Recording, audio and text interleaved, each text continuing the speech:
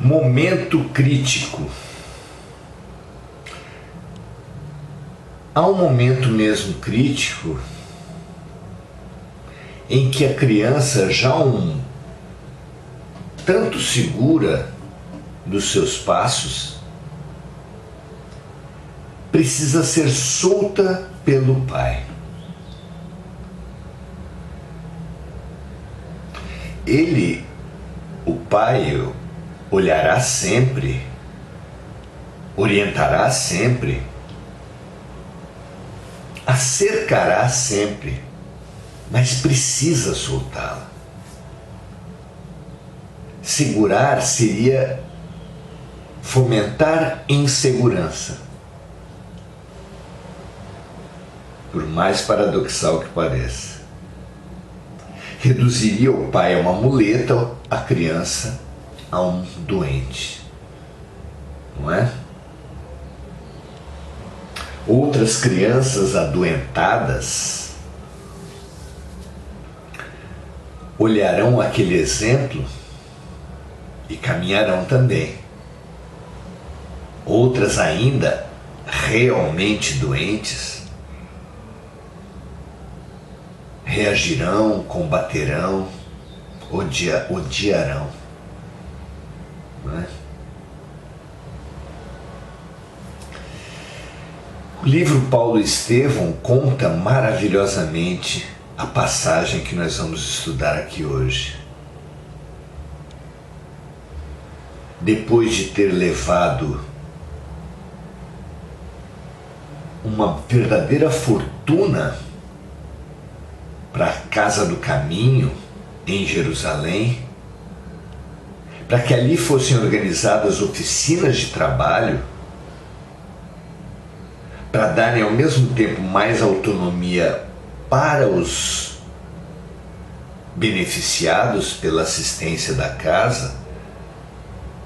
Eram muitos doentes, leprosos, pobres, excluídos.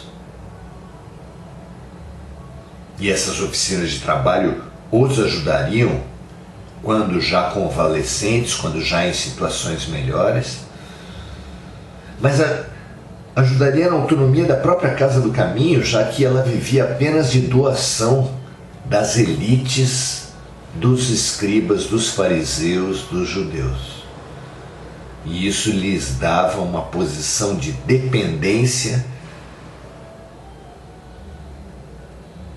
política, da própria doutrina. O cristianismo estava se judaizando e eles voltaram de lá alarmados. Paulo e Barnabé, Saulo à época, Saulo e Barnabé, voltaram alarmados do que encontraram em Jerusalém. Já parecia que o cristianismo era apenas mais uma seita do judaísmo. Incorporou seus ritos, suas autoridades, suas pompas, sua postura.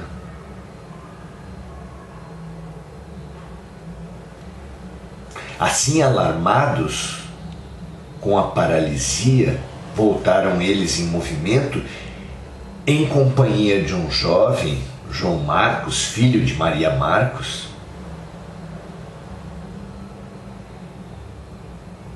e todos eles voltaram com uma certa angústia, os maiores com mais, é claro.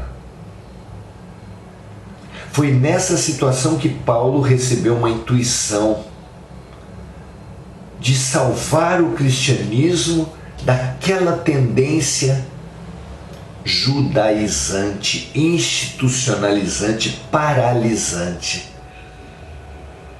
E a intuição foi exatamente colocar-se em movimento. Colocar-se em movimento. Ainda na própria viagem, Saulo revelou a Barnabé sua inspiração. Começariam a percorrer as cidades e levar a boa nova, primeiro aos judeus, mas depois aos gentios. Espalhariam aquilo por toda parte. para que, ao contrário de Jerusalém, o cristianismo fosse Antioquia, lá onde havia pujança, força, dedicação, sinceridade, serviço, caridade, fraternidade.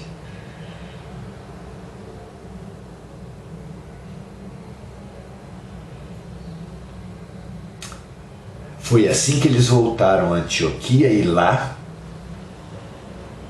quase seguros, receberam pelo que eles chamavam de voz do Espírito Santo, mas que nós sabemos ser o fenômeno da voz direta, onde pessoas especiais, reunidas com os mais altos desígnios, recebem do ar, sem que ninguém profira, orientações preciosas, luminosas. Contam Atos dos Apóstolos, capítulo 13, versículos de 3 a 5, da seguinte forma: então, jejuando e orando, e pondo sobre eles, Barnabé e Saulo, as mãos, um conjunto de pessoas mais dedicadas que ali se reuniram, despediram Barnabé e Saulo.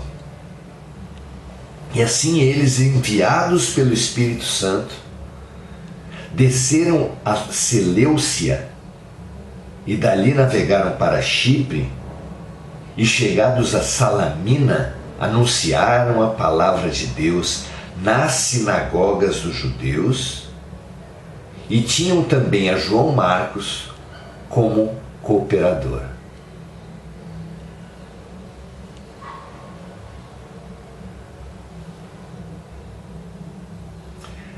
É muito significativo esse momento para nós que vivemos a transição planetária,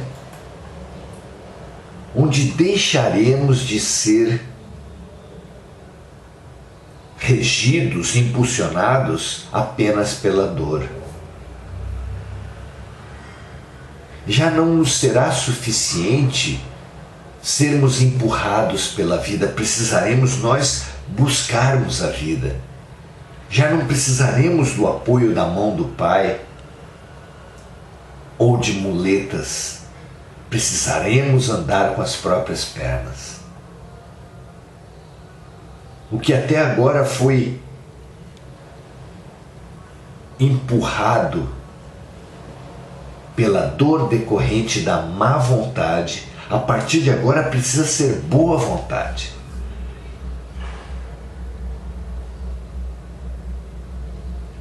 É bonito ver nas ruas tanto uma criança vacilante ainda, com pernas fracas, quanto um idoso trôpego também, vencendo as inseguranças e caminhando com apoio. Mas é triste ver crianças já fortes, idosos ainda vigorosos, caminhando com muletas, não é? Deus enviou à humanidade muitos caminhantes, nossos irmãos maiores, que vieram nos estimular a que andássemos também com as próprias pernas, por suas palavras e por seus exemplos.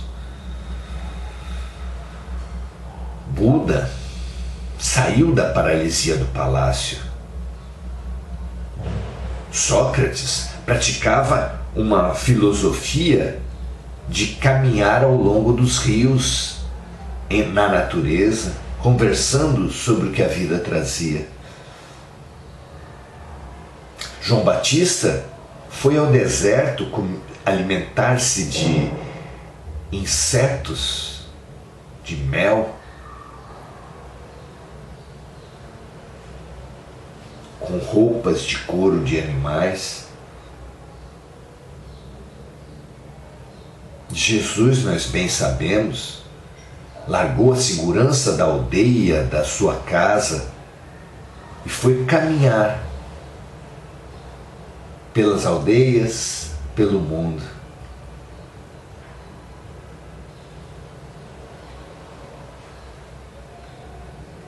Francisco seguiu o mesmo caminho, também largou a segurança de um lar próspero e rico para caminhar, ir ao encontro dos necessitados.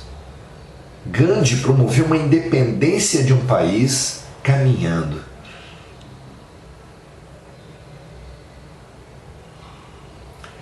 Se com tantos estímulos, se pior ainda, em nome desses próprios estímulos, nos fechamos em mosteiros, instituições, cargos, práticas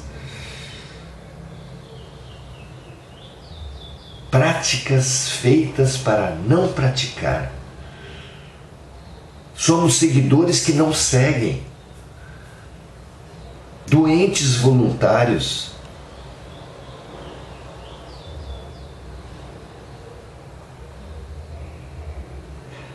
O que nos anima é que a vontade que pervertida nos faz doentes é a mesma vontade que, bem usada, nos trará a cura. Paz na terra aos homens de boa vontade. Que assim seja para nós, para todos.